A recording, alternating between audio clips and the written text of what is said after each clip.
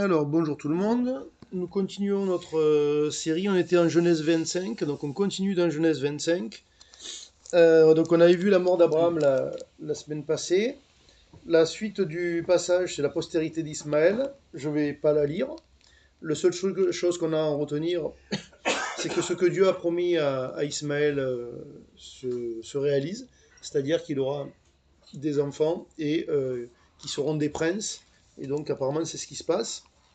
Donc le détail est donné à cet endroit-là entre le verset 12 et le verset 18. Et donc on va lire à partir du verset 19 jusqu'à la fin. Et puis on va soulever deux, trois trucs. Alors voici la postérité d'Isaac, fils d'Abraham.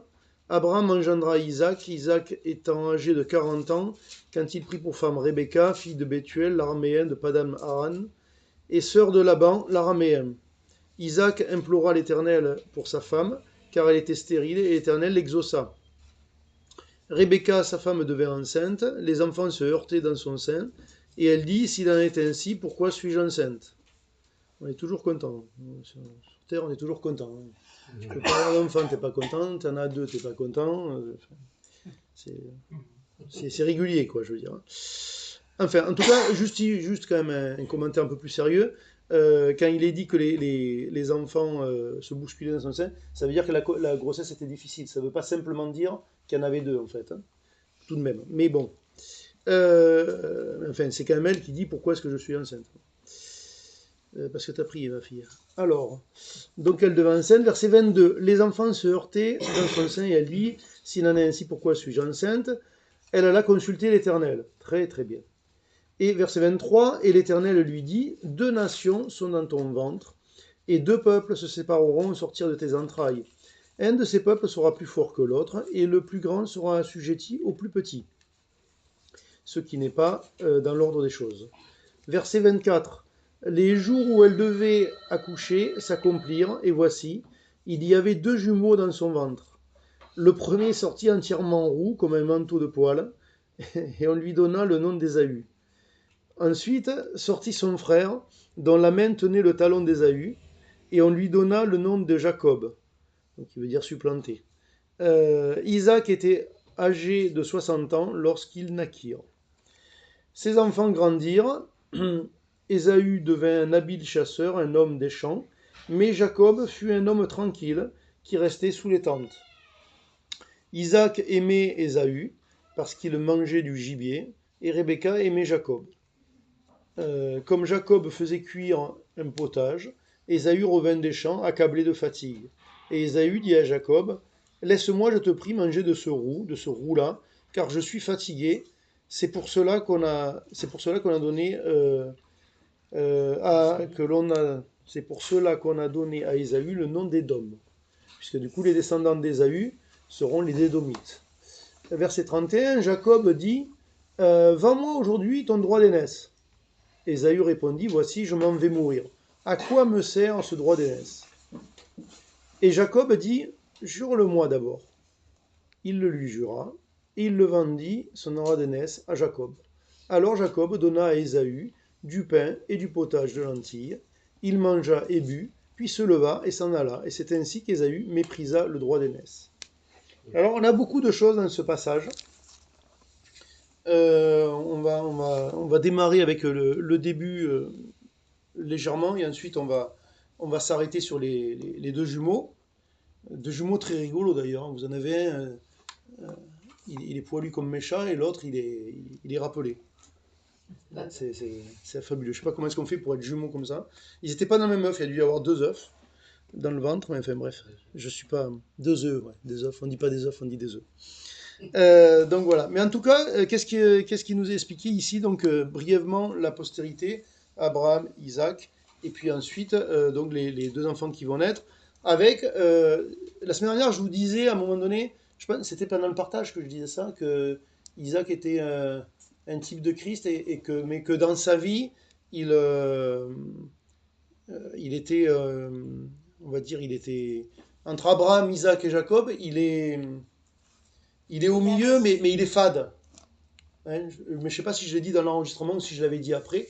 En tout cas, voilà, si on veut un petit peu donner des spécificités entre Abraham, qui représente un peu oui, peut-être le Père, la volonté de Dieu, Jacob, on en parlera plus tard, qui représente de prime abord la catastrophe naturelle, c'est que nous sommes d'ailleurs, hein, donc l'homme dans la chair. Et au milieu, vous avez Isaac qui est d'abord un type de Christ, mais après, dans sa vie en elle-même, il est, ouais, je dis fade, on va dire, il est moyen. Il est moyen, il n'y a rien de fabuleux avec Isaac. Il n'y a rien de fabuleux. Vous regardez, le gars, il se marie à 40 ans, c'est pas un exploit. Il a des enfants à 60, c'est pas vraiment un grand. Enfin, si, ça serait un exploit aujourd'hui, mais bon, à l'époque, c'est pas du tout un exploit. Il en a que deux. Euh, on lira la suite de sa vie dans les chapitres suivants. Il refait les mêmes bêtises que son père. Il déterre les puits de son père. En fait, il fait rien d'original. Là où il est génial, c'est au moment Ija. Là, oui. Mais sinon, rien. Et du coup, ce que je disais par rapport à Isaac sur cette, on va dire, je vais utiliser le mot, ne le prenons, enfin, il est péjoratif, mais ne le prenons pas aussi péjoratif qu'il est, mais je dirais, voilà, il est moyen, il est médiocre. Médiocre, c'est moyen en latin, en fait. Donc effectivement, il est moyen partout, si vous voulez. Mais en fait, la chose qui est intéressante avec Isaac dans ce moyennas, c'est que il a rien produit, donc en fait, il a tout reçu. Il a reçu l'héritage, il a tout reçu. Il n'est même pas allé chercher sa femme. Rien. Tout lui tombe gratuit dessus. Et du coup, dans ce sens-là, d'un côté, il est un type de Christ, mais d'un autre côté, il est un type de ce que doit être, en tout cas en partie, le croyant. Quelqu'un qui reçoit. Et le démarrage, il est, tu reçois. Mais tu reçois en sachant qu'est-ce que Dieu veut, et ça, c'est ce que représente Abraham. Et dans notre vie, il y a une troisième typologie, c'est justement un de ses fils, c'est Jacob.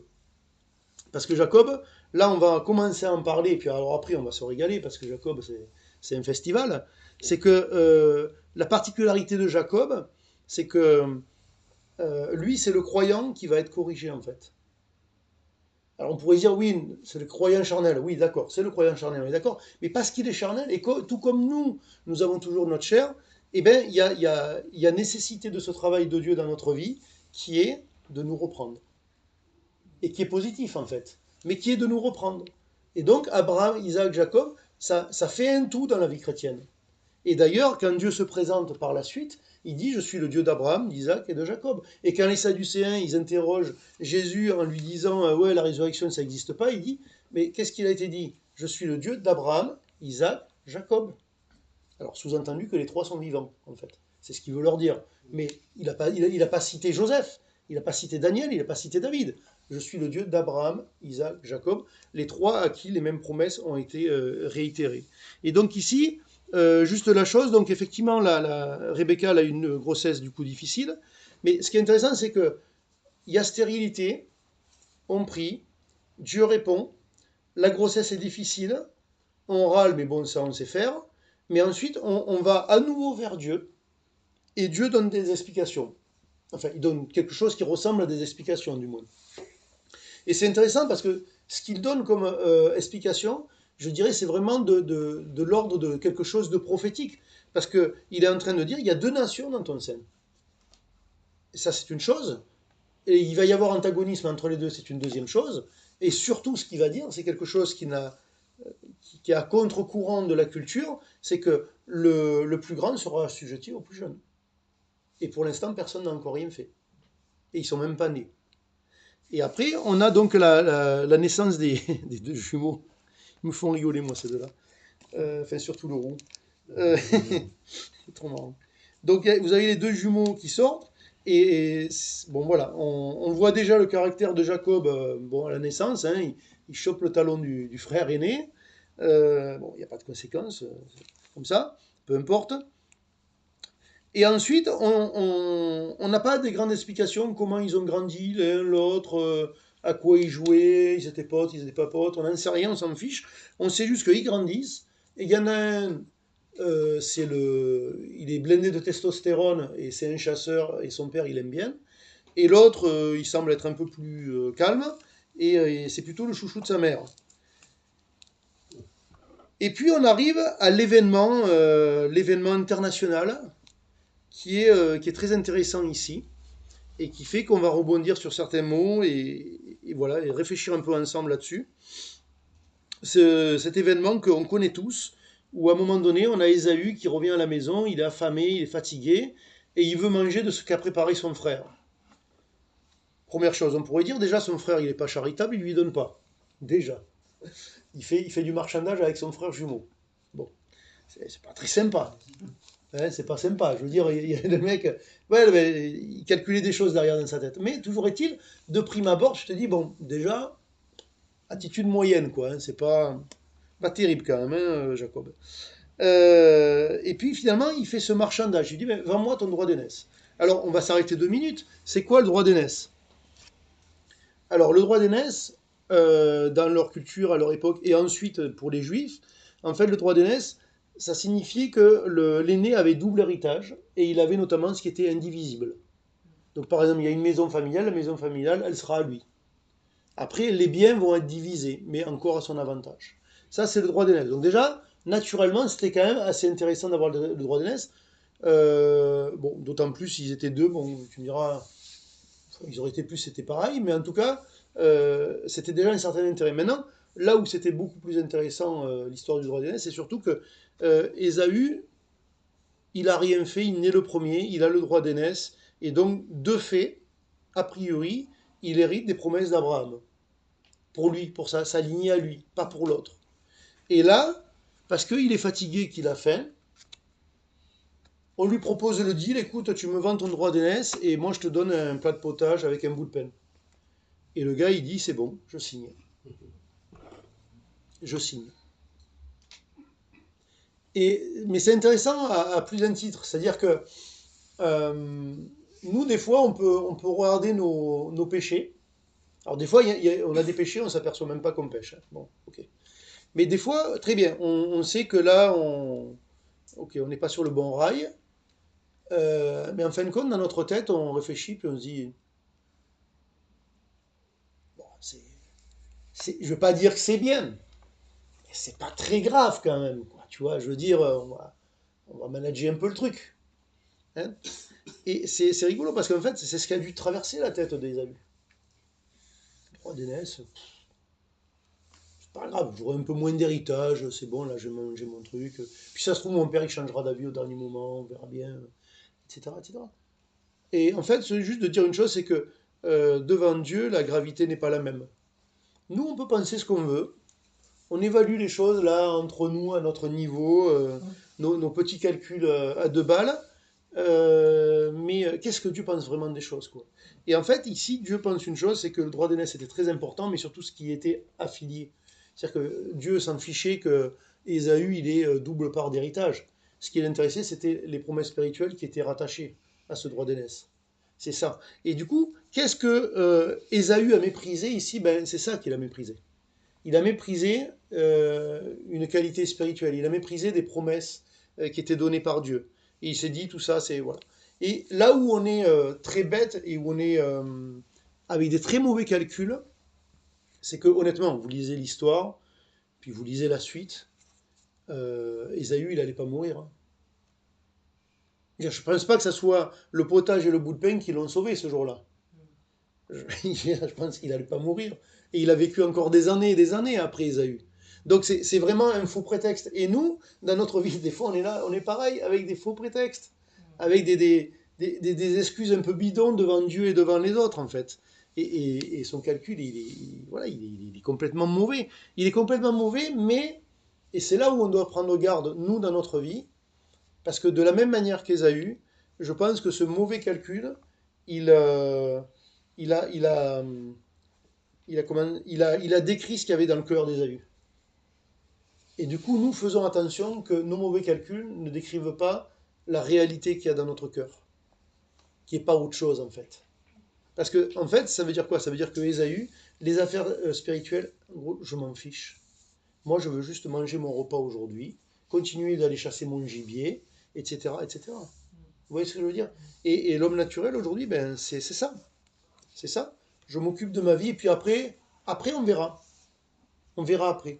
Le problème, c'est que celui qui fait les règles du jeu, il dit c'est maintenant qu'il faut voir. c'est pas après. D'une part, c'est pas après, d'autre part, tu ne sais même pas s'il y aura un après. Pour deux raisons. Une, tu sais pas quand ta vie s'arrête, et deux, tu sais pas qu'est-ce que va être ta vie demain.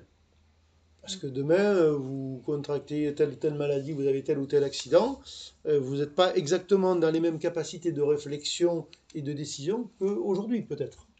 Et même sûrement. Après, dans le détail, je ne sais pas comment ça se passe, mais en tout cas, si vous développez une maladie dégénérative du cerveau, je ne suis pas sûr que vous soyez dans les meilleures conditions pour faire les meilleurs choix que vous avez à faire devant Dieu. Mais quand vous êtes plus jeune, que vous n'avez pas de maladie, que vous êtes en plein pouvoir, on va dire, et bien là, vous faites pleinement des choix. Avec, on va dire, le maximum d'éléments même. Et donc, on ne sait pas. Après, on ne sait pas, en fait. On ne sait pas. Donc, cet argument qui est de dire, non mais aujourd'hui, on profite et on verra après, je ne sais pas si on verra. Et je ne sais pas ce qu'on verra, surtout. Vous voyez. Et ça, c'est le problème. Alors, je me suis penché un peu sur comment dire, sur des mots ici, en fait. Sur des mots qui sont marqués, des mots qui ne sont pas marqués, mais qui sont induits. Parce que ici, il nous est parlé de cet épisode-là en Hébreux 12, versets 16 et 17. Je vais vous lire le verset. Et il est dit, enfin, autre chose, il n'est pas dit autre chose, mais il est dit autrement du moins. Il est dit autrement. Il est dit, euh, donc, verset 15, on va lire comme ça les trois versets, ça sera plus évident. Veillez à ce que nul ne se prive de la grâce de Dieu, à ce qu'aucune racine d'amertume poussant des rejetons ne produise du trouble, et que plusieurs n'en soient infectés. Donc l'amertume est le résultat de se priver de la grâce de Dieu. Point intéressant.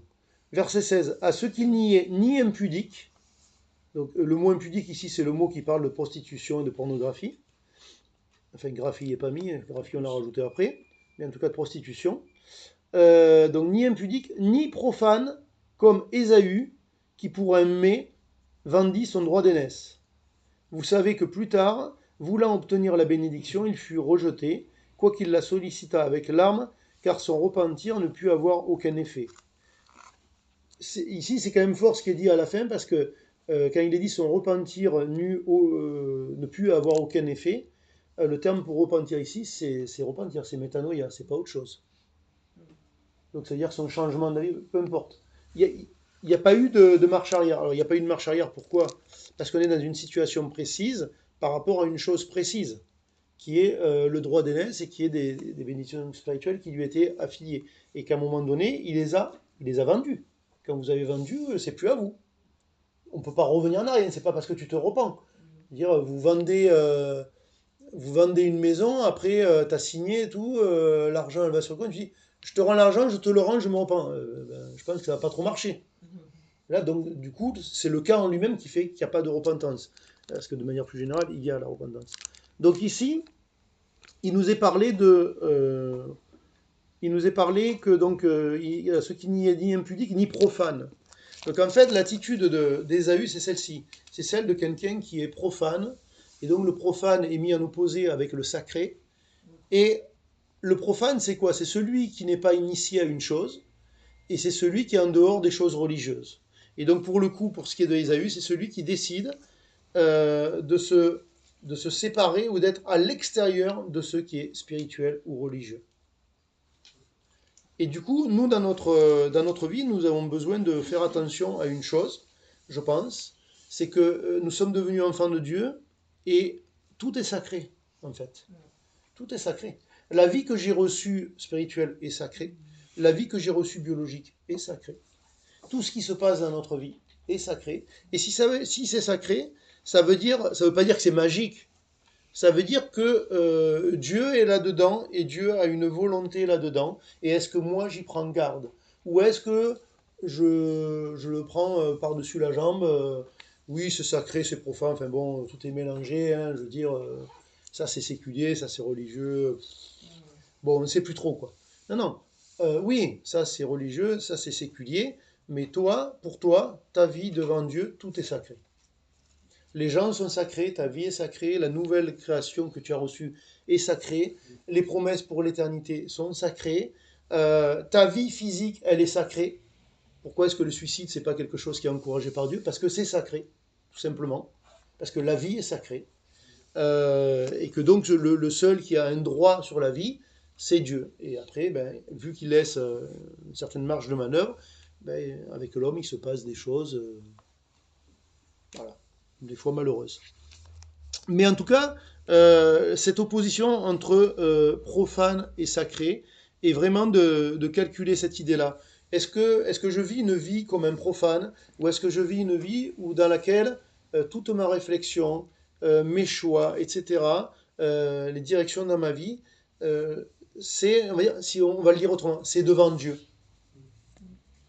Le sacré, c'est devant Dieu. Et là, vous avez deux frères, ben, il y en a un, oh, il n'est pas parfait, hein. Jacob, il n'est pas parfait, il n'y a pas de problème. Le Ésaü, on n'en sait trop rien, il n'est pas forcément pire. Mais en tout cas, Ésaü, manifestement, lui, devant Dieu, ça ne l'intéresse pas beaucoup. Ce que Dieu a dit, ça ne l'intéresse pas beaucoup. Les promesses que Dieu a fait à son grand-père Abraham, c'est pas quelque chose qui l'empêche de dormir la nuit. Vous voyez. Et de l'autre côté, vous avez Jacob qui est intéressé par tout ça. Il est intéressé par tout ça, mais il sait qu'il est mal placé dans la course. Il est mal placé dans la course parce qu'il n'est pas l'aîné. C'est pas lui qui a le droit d'aînesse. Et du coup, effectivement, comment il s'appelle, Jacob, il utilise des subterfuges et encore une fois, c'est critiquable. Ton frère, il vient, il est fatigué, il veut manger, tu lui donnes pas, tu fais ton marchandage, c'est pas terrible. Tu vas récupérer le droit d'aînesse et les bénédictions qui va avec, mais en truandant finalement. C'est pas terrible quand même. C'est pas terrible. Alors, la question, on pourrait dire, ouais, mais en fait, est-ce que finalement, Jacob, il n'a pas une excuse qui est qu'il ne pouvait pas faire autrement? Il ne pouvait pas faire autrement puisqu'il n'était pas l'aîné. Il ne pouvait pas l'inventer qu'il n'était pas l'aîné. Il pouvait que essayer de détourner la chose. Et bien, c'est très intéressant parce que tout à l'heure, je vous ai dit que Jacob, c'est celui qui représente la correction dans notre vie. Mais la correction, vous savez, c'est pas juste prendre des baffes, c'est apprendre dans la vie. Et on le verra à la fin de la Genèse, quand Jacob, qui du coup s'appelle Israël à ce moment-là, il a en face de lui les deux fils de Joseph, il va bénir le plus jeune avant le plus grand. Alors qu'il aurait dû faire l'inverse, et même Joseph veut lui échanger les mêmes de la tête des enfants. Pourquoi?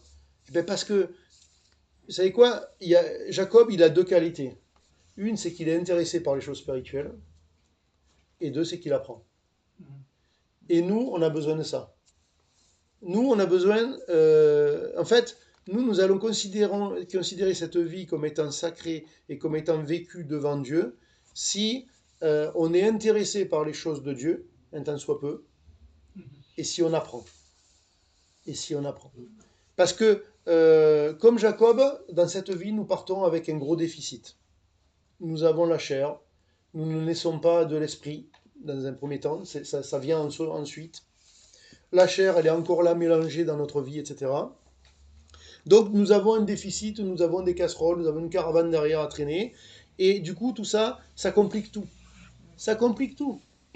Et oui, ça complique tout. Mais est-ce que, alors que cette vie est faite de complications, de difficultés et de souffrances, est-ce que, comme Jacob, est-ce que j'apprends?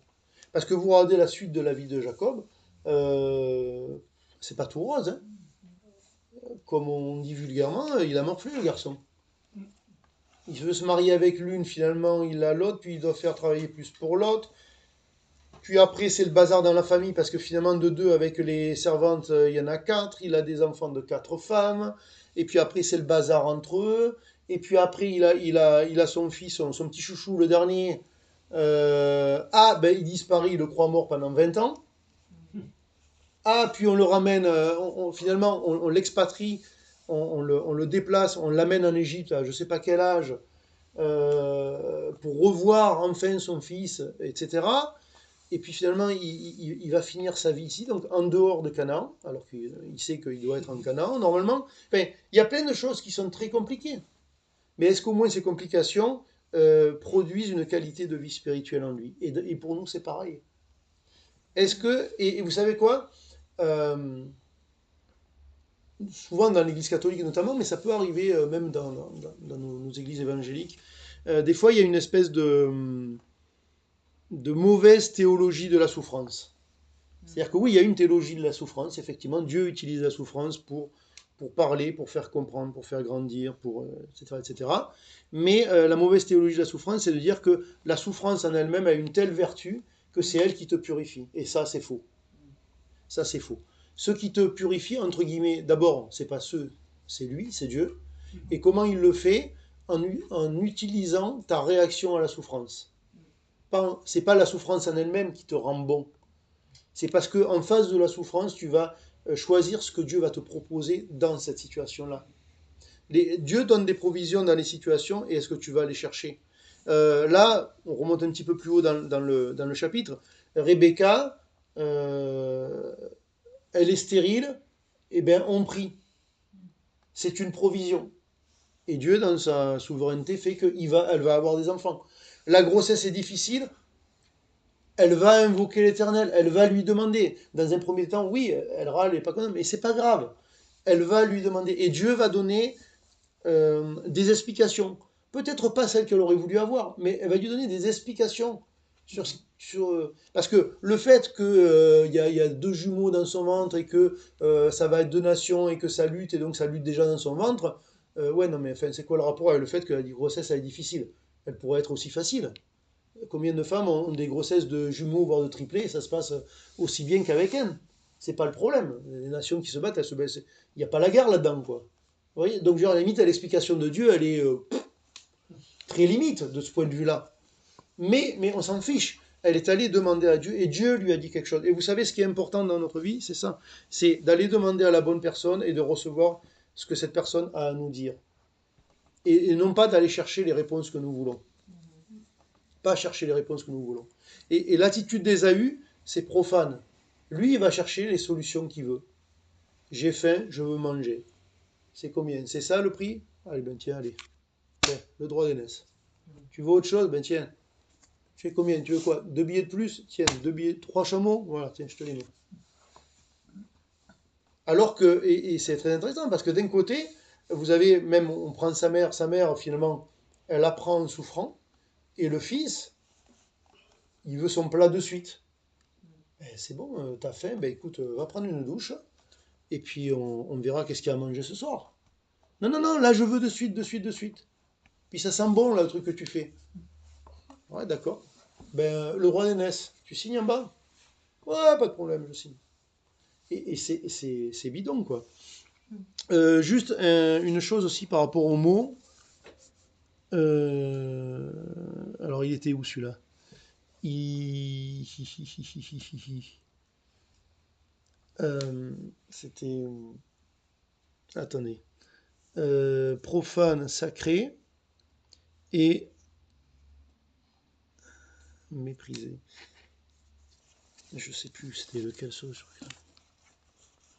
Attendez. Il doit être... Il méprisa le droit d'aînesse. Ouais. Bon. Non, je sais plus. J'ai pas noté ce que. Ah si, voilà, c'est ça, ouais. Oui, par rapport à, ouais. Dans le Nouveau Testament, le terme profane, il est utilisé à plusieurs endroits, notamment en Timothée, puis à d'autres endroits. Et quand vous regardez le terme, en fait, c'est faire un pas, c'est passer un seuil. Et l'image est intéressante. Ça signifie quoi? Ça signifie que ce qui est sacré, ça veut dire que c'est un seuil que tout le monde n'est pas habilité à franchir. Et avoir une attitude profane, ça veut dire que je vais faire un pas et passer sur le seuil d'un endroit où j'ai pas le droit.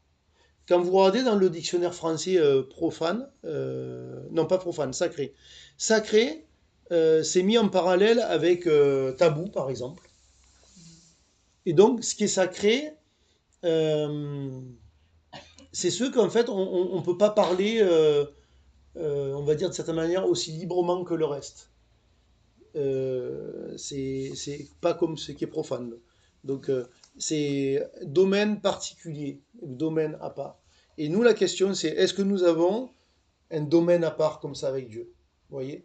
On peut appeler ça un lieu de prière, un lieu, ce que vous voulez, j'en sais rien, un sanctuaire, etc., etc. D'ailleurs, l'image du sacré avec le seuil qui ne doit pas être franchi, elle est très bien dans l'Ancien Testament, puisque dans l'Ancien Testament, on a plus tard, on aura pas le temple, on aura d'abord le tabernacle, la tente, avec le parvis, le lieu saint et le lieu très saint.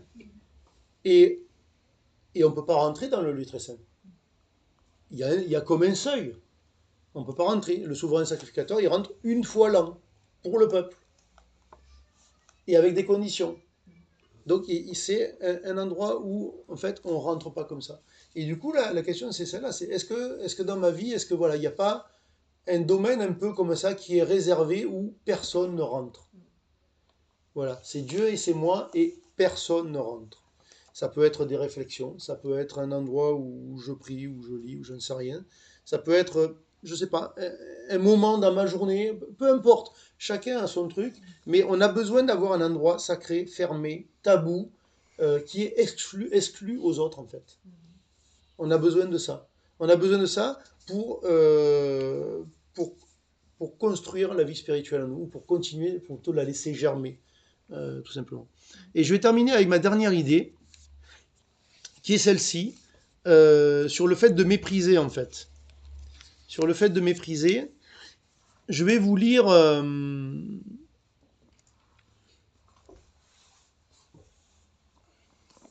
Attends, d'abord, je voulais voir 1 Corinthiens 2, est-ce que ça vaut le coup que je le lise? Sinon, on ira directement en Romains 2.4. En Romains 2.4, on ira, mais petite digression avant. Alors, j'ai dit quoi? 2, oui, 2.14. Est-ce que ça vaut le coup de le lire? Oui, c'est ça. Alors, on va lire juste... on va lire deux versets ici et un autre au début du chapitre 3. 1 Corinthiens 2, verset 14. Il est dit, mais l'homme animal ne reçoit pas les choses de l'Esprit de Dieu car elles sont une folie pour lui et il ne peut les connaître parce que c'est spirituellement qu'on en juge. L'homme spirituel, au contraire, juge de tout et il n'est lui-même jugé par personne. Car qui a connu la pensée du Seigneur pour l'instruire? Or nous avons la pensée de Christ. Ici, le terme pour animal, là en fait, d'abord, premièrement, quand ici il est parlé de l'homme animal, en fait, il est parlé de l'homme qui n'est pas régénéré, donc l'homme qui est perdu en fait, le premier homme. Et le terme pour animal ici, alors animal décrit très bien, je dirais quelque part l'attitude d'Ésaü pour le coup, et d'autres personnes, mais enfin lui, puisqu'on est sur lui aujourd'hui. Mais animal en fait, c'est psychikos, ça parle de l'âme. C'est l'homme qui vit exclusivement dans son âme. Il vit exclusivement dans son âme. Mais nous vivons tous dans notre âme. Mais est-ce que nous vivons aussi dans l'esprit? Est-ce que nous avons un Wi-Fi qui est connecté avec l'esprit? La question elle est là. Sinon, je vis que dans mon âme. Et quand je vis que dans mon âme, je vis comme un animal. Je vis comme un animal. Et au chapitre suivant, donc chapitre 3, 1 Corinthiens 3, verset... non, on va lire juste le premier verset. Pour moi, frère, ce n'est pas comme à des hommes spirituels que j'ai pu vous parler, mais comme à des hommes charnels, comme à des enfants en Christ. Je vous ai donné du lait, non de la nourriture solide, car vous ne pouviez pas la supporter, et vous ne le pouvez pas, même à présent, parce que vous êtes encore charnel. Ici, à chaque fois qu'il est utilisé le mot charnel, c'est pas par là pour le coup, c'est très bien traduit, parce qu'en grec c'est sarx, et ça parle effectivement de chair, tout comme la viande, enfin la chair si vous voulez. Mais là, ce qui est très intéressant, c'est quand vous mettez en rapport ces versets qui se suivent, puisque en fait, même la numérotation des chapitres n'existe pas, puisqu'elles ont été faites plus tard, donc c'est dans la continuité du même texte, en fait, et de la même lettre. En fait, vous apercevez que l'homme animal qui est psychikos, c'est l'homme qui est irrégénéré, enfin qui n'est pas régénéré. L'homme spirituel, pneumatikos, c'est celui qui est donc spirituel, qui a reçu la vie de Dieu. Et celui qui est charnel, c'est qui? Eh bien, c'est pas psychikos. C'est celui qui a été régénéré, mais qui vit dans son ancienne vie. Sinon, il n'y a pas moyen de faire des distinctions entre. Et pourquoi est-ce que c'est évident que c'est là? Parce que le texte, il le dit de manière très claire. Il dit, pour moi, frère, ce n'est pas comme à des hommes spirituels que j'ai pu vous parler, mais comme à des hommes charnels, comme à des enfants en Christ. Donc des enfants, des gens qui n'ont pas eu de maturité, qui n'ont pas grandi, qui n'ont pas appris tout ce qu'ils ont besoin d'apprendre dans l'homme spirituel. Vous voyez? D'où la distinction avec l'homme animal qui est psychikos au chapitre dessus. Je vous ai donné du lait, non de la nourriture solide. Donc le lait, ici, étant mis en opposition avec une nourriture solide, donc capacité faible, tout simplement, pas très grande. Et donc on va terminer avec une chose par rapport au fait de mépriser, et ça m'intéresse beaucoup, en Romains chapitre 2 verset 4, on va terminer là-dessus. Il est dit,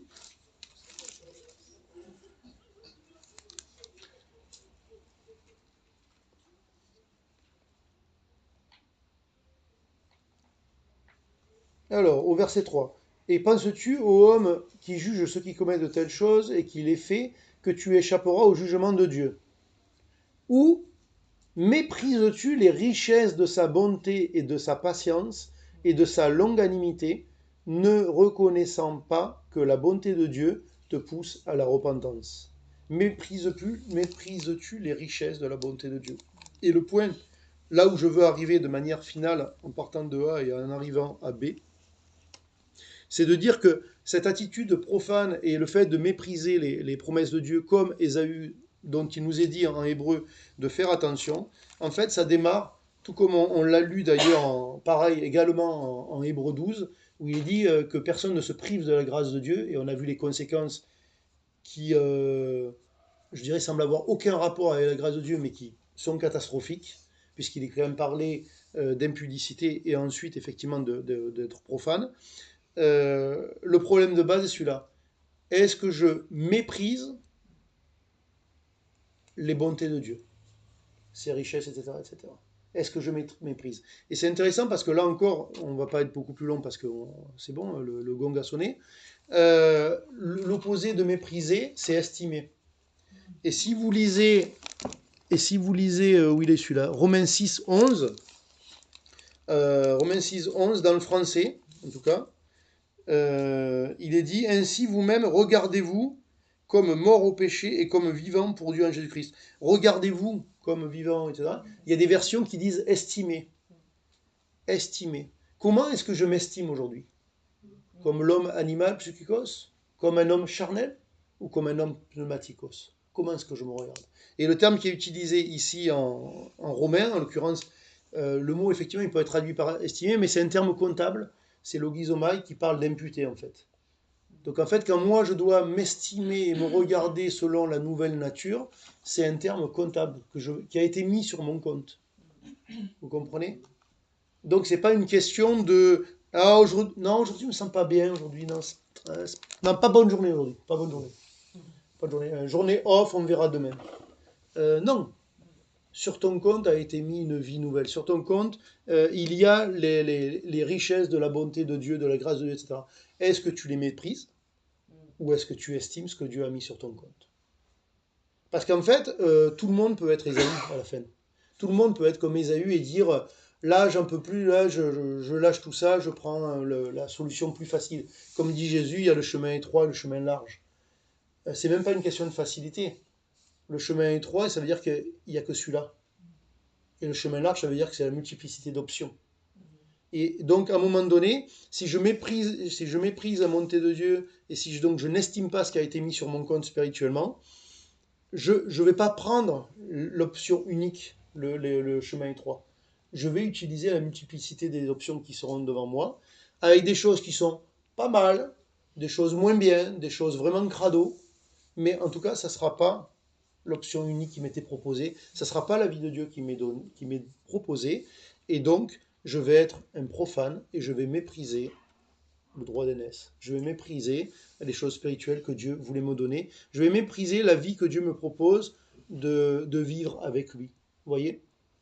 Et non, c'est bon. Et voilà, on s'arrête là. Amen.